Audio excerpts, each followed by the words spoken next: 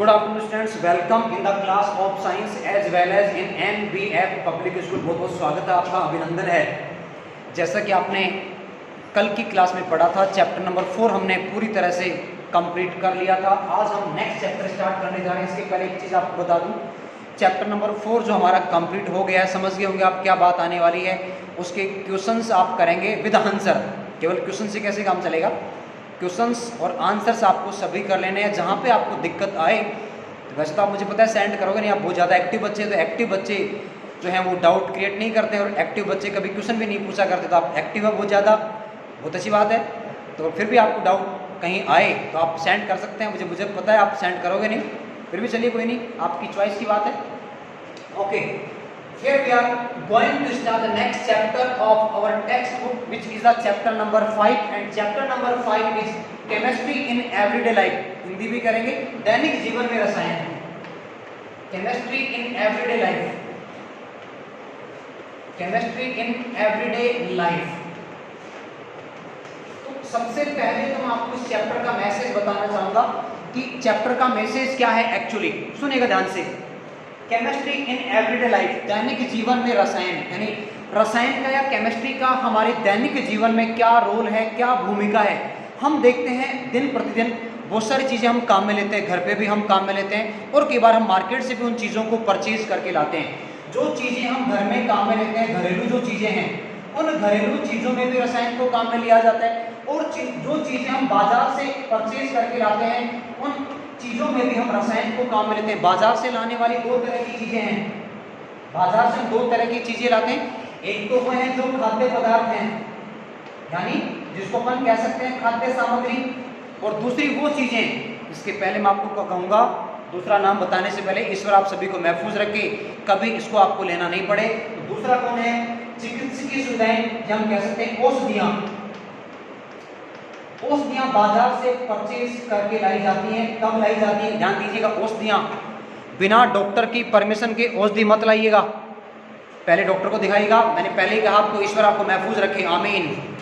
फिर भी आवश्यकता पड़ ही जाती है कभी न कभी, कहीं न कहीं। तो ये चीज़ें हम परचेज करके ला रहे हैं, इनमें भी रसायन को काम में लिया जाता है। इवन जो चीज़ें घर में हम काम में ले रहे हैं, उनमें भी रसायन को काम में लिया। मतलब हम हर दिन रसायनों से रूबरू होते हैं, हर दिन कहीं ना कहीं हम रसायन को खाते हैं, हम रसायन को पीते हैं। लेकिन आखिर हैं क्या रसायन, तो देखिए हम बात स्टार्ट करने जा रहे हैं। पहला जो पॉइंट आता है रसायन के रूप में चैप्टर का, वो आपका है अम्ल, जिसको कि एसिड कहा जाता है। अम्ल को एसिड कहा जाता है। देखिएगा, अम्ल का मतलब क्या है, अम्ल शब्द बना है एसिड से। देखिए कुछ जो वर्ड होते हैं उनकी इंग्लिश कहीं ज्यादा इजी होती है बजाय हिंदी के। अब अम्ल कहाँ से आया, एसिड से बना, एसिडस, और एसिडस का मतलब होता है अम्लीय, यानी ऐसे पदार्थ जिनकी प्रकृति अम्लीय। क्या मतलब है अम्लीय का, अम्लीय क्या, आपने कहा अम्लीय, आपने थोड़ी माना, अब मानेंगे आप। हमने कहा जो पदार्थ खट्टे हैं वो अम्ल हैं, लेकिन क्या सभी पदार्थों को चखकर पता लगा सकते हैं क्या वो खट्टे हैं।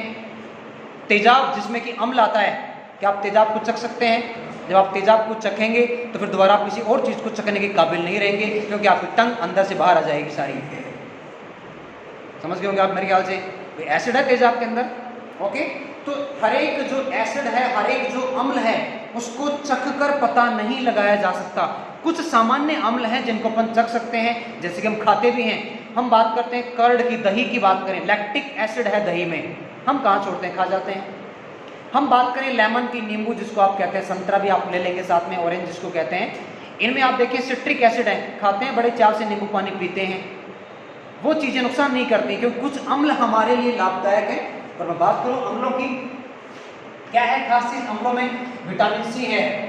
विटामिन सी पाया जाता है अम्लों में, जो कि हमारे लिए अति आवश्यक है। और आज तो बहुत अति आवश्यक, क्या मैं कहूँ, बहुत अति आवश्यक हो चुका है, जब कोरोना ने कोहराम मचा रखा है।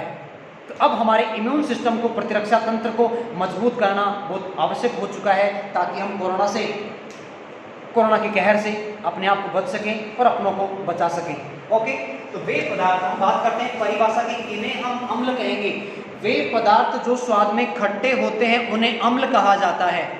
वे पदार्थ जो स्वाद में खट्टे होते हैं अम्ल कहलाते हैं। ये तो इसकी परिभाषा की सिंपल वाली। अब बात करते हैं अम्लों के गुण, क्या अम्लों के विशिष्ट गुण हैं जिनके आधार पर हम उनको इस कैटेगरी में शामिल कर रहे हैं। कुछ तो विशेष गुण होंगे। पहला तो यही गुण आएगा जो हमने परिभाषा बताई है, अम्ल स्वाद में खट्टे होते हैं। सही बात है। एक लिटमस पत्र आता है, शायद आपने नाम नहीं सुना होगा, लिटमस पत्र आता है। अब ये जो लिटमस पत्र है वो दो तरह का होता है, एक होता है नीला और एक होता है लाल। इसके पीछे की छोटी सी कहानी मैं आपको बताना चाहूंगा। आप लोग 9th क्लास पढ़ के आए हैं बहुत अच्छे तरीके से, तभी तो आप लोग एक्टिव हैं, अलर्ट हैं। बहुत ज़्यादा एक्टिव बच्चे हैं, हिंदी मीडियम वाले बहुत प्यारे बच्चे हैं अभी, बिना कहे सबको समझ जाते हैं। तो देखिएगा, आपने पढ़ा है थैलोफाइटा। थैलोफाइटा एक पादप ग्रुप है। किसका पादप ग्रुप याद आपको मेरे ख्याल से आ रहा होगा। चलिए कोई नहीं, कोई बात नहीं, याद नहीं, मैं आपको बता देता हूँ। पादप ग्रुप है, आपने 9th क्लास में पढ़ा था पंच जगत वर्गीकरण। पंच जगत वर्गीकरण जो किसने दिया था आप बता तो कैसे सकते हैं। आवाज़ आपकी मेरे तक नहीं पहुंच पाएगी, मेरी आवाज़ आप तक पहुंच रही है, सुनिएगा ध्यान से। रॉबर्ट हंट विटेकर एक काफी जाने माने वैज्ञानिक थे जिन्होंने पंच जगत वर्गीकरण दिया था। क्या था पंच जगत वर्गीकरण, सुन लीजिए एक बार। Monera, then Protista, then Fungi, then Plantae, then Animalia. उसका ये ग्रुप हमने लिया पादप।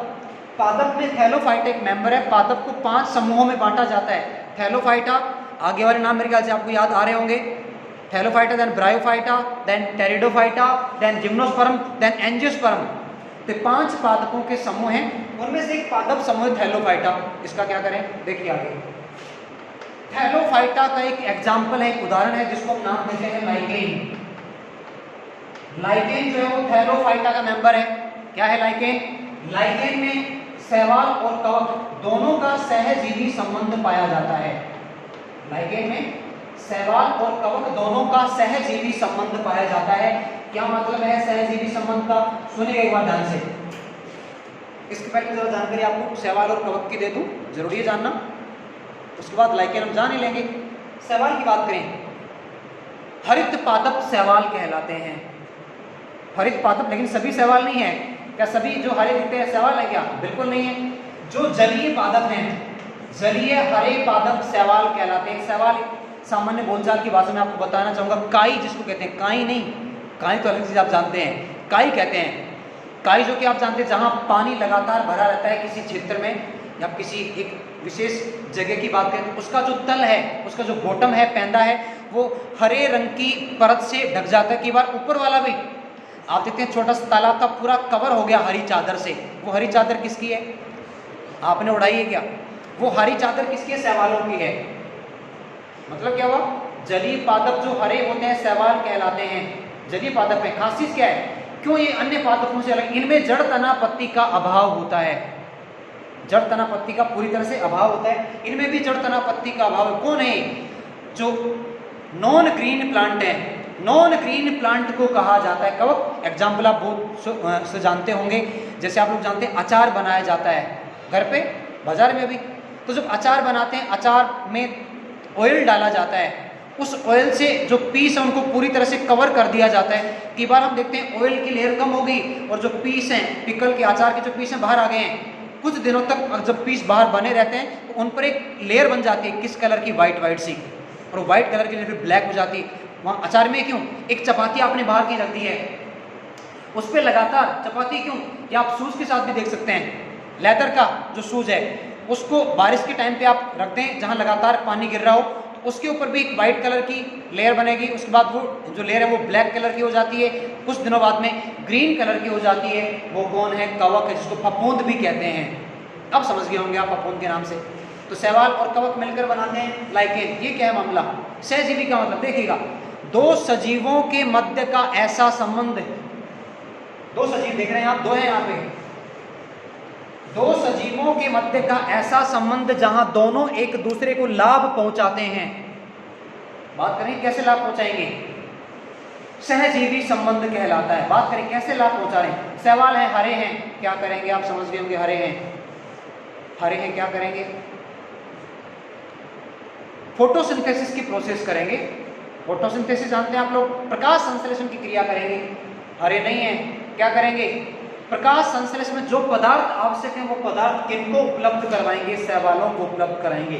तो लाइकेन से प्राप्त किया जाता है लिटमस पत्र। लिटमस पत्र दो प्रकार का होता है, नीला और लाल वाला। तो जो अम्ल है वो अम्ल क्या करेंगे? अम्ल क्या करते हैं? नीले लिटमस को लाल कर देते हैं, नीले को लाल कर देते हैं। तो कॉन्सेप्ट मैंने आपको बताया है लिटमस पत्र को लेकर, अदरवाइज तुम आगे भी जा सकते थे, ये बताना जरूरी था, शायद हो सकता आपको पहले से जानकारी होगी। चले आगे। ओके, अगली प्रॉपर्टी की बात करें, अम्लों की हम बात करें। हमने कहा खट्टे हैं, नीले को लाल कर रहे हैं। एक और करेक्टर यहाँ पे हम बात कर सकते हैं कि अम्लों का जो जलीय विलयन है, अम्ल का जलीय विलयन विद्युत का सुचालक होता है। एग्जाम्पल से, एक एक्टिविटी से इसको समझने की कोशिश करते हैं। आइएगा हम लोग वहीं बैठे बैठे हमने एक एक्टिविटी की, देखिएगा कैसे की एक्टिविटी। ये हमने लिया बीकर, बीकर क्यों नाम दिया? इसकी आकृति बीक, चौंच की जैसी आकृति होती है, नाम क्या दे दिया? बीकर। इस बीकर में हमने क्या लिया? अम्ल लिया, और अम्ल के साथ में क्या लिया? जल लिया। अम्ल के साथ में जल लिया तो क्या बन गया? अम्ल प्लस जल इज इक्वल टू, मेरे ख्याल से आप समझ गए होंगे, है ना? सही बात है, क्या समझे? अम्ल का जलीय विलयन, यहाँ पे क्या बनेगा? अम्ल का जलीय विलयन बनेगा। ओके, इस जलीय विलयन को हमने कनेक्ट कर दिया है विद्युत परिपथ से। ये हमने बैटरी लगा दी है, ये हमने की कुंजी लगा दी है, यहाँ पे हमने बल्ब लगा दिया। जिन्होंने बल्ब, लट्टू बल्ब जिन्होंने आज सुसाइड कर लिया है, जब से मार्केट में एलईडी आई हैं, बल्ब निकल लिए हैं, आप कहाँ देखते हैं बल्ब को? सुसाइड कर लिया है बल्ब ने, फिर भी कहीं नजर आपको आई जाते हैं बल्ब। क्यों किया सुसाइड? भाई इसकी आवश्यकता ही नहीं है। और जब किसी चीज़ की आवश्यकता नहीं, या तो उस चीज़ को मिटा दिया जाता है या वो चीज़ खुद अपने आप को मिटा लेती है। तो बल्ब ने खुद को मिटा लिया है। कैसे मिटाया? आप लोग खुद जानते होंगे। अरे कि घर में कहीं की कोने कोने में आपको बल्ब दिखाई देंगे तो आप खुद सोचिए जरा, क्या किया आपने? बल्ब को मिटा दिया है बेचारा। चलिए कोई आगे बढ़ते हैं बल्ब के साथ। तो हमने क्या किया? देखिएगा, दोनों वायर को हमने कॉन्टेक्ट में नहीं लिया है। अगर कांटेक्ट में कर लेते तो इस एक्सपेरिमेंट का मतलब ही क्या रह जाता? दोनों वायर कांटेक्ट में नहीं है, फिर भी बल्ब ग्लो करेगा। हमने क्या किया? स्विच ऑन किया। यू नो स्विच, आप जिस रूम में बैठे हैं, देखें आप साइड में, देखें आप, दिख रहा है आपको स्विच बोर्ड, उसको आप जाके ऑन करें, क्या होगा? ये थोड़ी जलेगा बल्ब, आपके रूम का बल्ब जलेगा। ओके, तो आपने जैसे स्विच को यहां से ऑन किया, ये बल्ब ग्लो करेगा, bulb will be glow, bulb will be, यानी क्या मतलब? बल्ब जल उठेगा, यानी बल्ब जलेगा। बल्ब अब जलने का मतलब ये नहीं कि धुआं निकलेगा बाहर, ओके, मतलब वो लाइटिंग की प्रोसेस में आ जाएगा।